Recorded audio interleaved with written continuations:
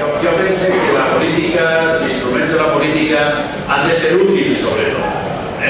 I en aquestes eleccions jo crec que hi ha una cosa que està molt clara. Són totalment distintes de les eleccions que van passar fa poquet.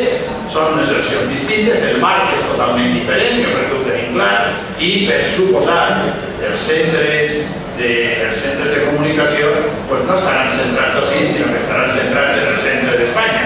Jo crec que és evident. Per tant, una primera afirmació des d'una vessant futbolística que jo practico poc.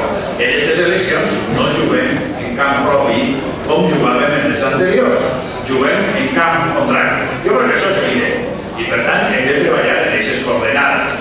Home, la segona, que jo crec que és fonamental, és dir que nosaltres, evidentment, vam ser un fenomen que vam ser dels primers de tota Espanya que va marcar una nova forma de fer política, però que n'hi han aparegut moltes. I a mi em sembla molt important convertir. Els instruments polítics no són un fi en si mateixos, sinó que són un camí, una eina per a fer política. I jo crec que en aquests moments és bo convertir en tot allò que, pressuposat des de vessants valencianes, des d'una gestió valenciana, des que hi hagi un grup valencià, però amb tot allò que així en València vull i vol treballar en unes coordenades determinades.